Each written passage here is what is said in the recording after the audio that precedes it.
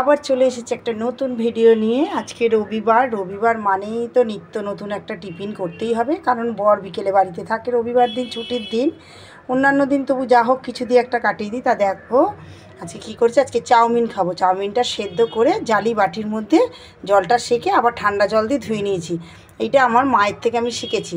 মা বলতে চাউমিনটা যদি এরকম করে সেকে জালি বাটিতে ছেঁকে নিয়ে ঠান্ডা জল ঢেলে আবার ওটাকে যদি তলায় একটা বাটি বসিয়ে দেওয়া হয়, জলটাও ঝরে যাবে আর চাউমিনটা ঝুরঝুরে হয়ে যাবে।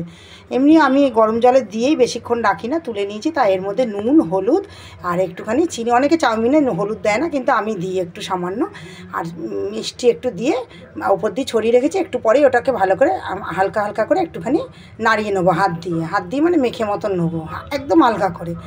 তা চলো এবার তৈরি করে নিই চাউমিনটা। আজকে কর্তা বাড়িতে, কর্তাকে তো একটু ভালো মন্দ খেতে দিতেই হবে সন্ধ্যাবেলা, নাহলে কর্তা আবার রাগ করবে। কর্তার মন রাখতে গেলে তো ভালো মন্দ টিফিন একটু সন্ধ্যাবেলা চাই রবিবারের বাজারে। তা চলো তৈরি করে ফেলি।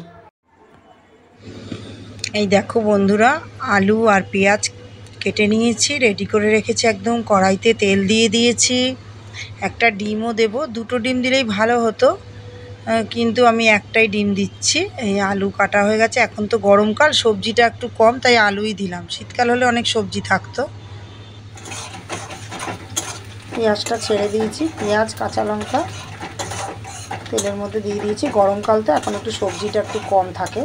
শীতকাল হলে চাউমিনে অনেক কিছু সবজি দেওয়া যায়, গরমকালে সবজিটা কম, তাই আজকে শুধু পেঁয়াজ দিয়েছি, কাঁচা লঙ্কা ফেলে দিয়েছি আর আলু দিচ্ছি। শীতকাল হলে আলুটা দিতাম না, তার জায়গায় সবজিগুলো পড়তো। একটা ডিম ফাটিয়ে দেবো, একটু ভাজা ভাজা যেই হবে ডিমটা ফাটিয়ে দিয়ে নাড়িয়ে চাড়িয়ে তারপর চাউমিনটা এর মধ্যে দিয়ে দেবো। ডিমটা দিয়ে দিয়েছি ফাটিয়ে।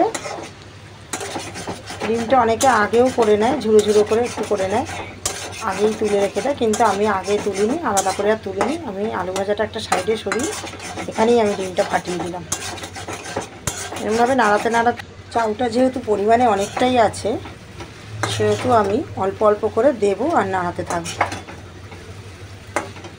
ওই যে ঠান্ডা জলটা দিয়েছিলাম, ঠান্ডা জলটা দিলে কি হয়, চাউটা না ছাড়া ছাড়া হয়ে যায়, তাহলে আর লেগে থাকে না। অনেক সময় কি হয়, গরম জলে বেশিক্ষণ থাকলে লেগে যায়, সেক্ষেত্রে ওই ঠান্ডা জলটা দিয়ে ধুয়ে নিলে, জলটা ছেঁকে নিয়ে নিলে তাহলে আর জড়িয়ে থাকে না। সমস্ত আলু ডিম সব মেশানো হয়ে গেছে, পুরো রেডি। এইবার পরিবেশনের অপেক্ষাতে, চলো পরিবেশনটা করে ফেলি। চাউমিন আমার একদম রেডি বন্ধুরা। অনেকে শশা খায়, আজকে একটু শশা দিলাম। আমরা শশাটা খাই না চাউমিনের সাথে, তাও দিলাম। শুধু শশার চাউমিনের মশলাটা নেই বলে শশাটা আজকে দিলাম। চাউমিন পুরো রেডি, এইবার খালি খাবার অপেক্ষা। কেমন লাগলো আমার ভিডিওটা? যদি ভালো লাগে একটা করে লাইক কমেন্ট করে দেবেন। তাহলে আজকের মতন টাটা, আবার নেক্সট ভিডিও নিয়ে চলে আসবো।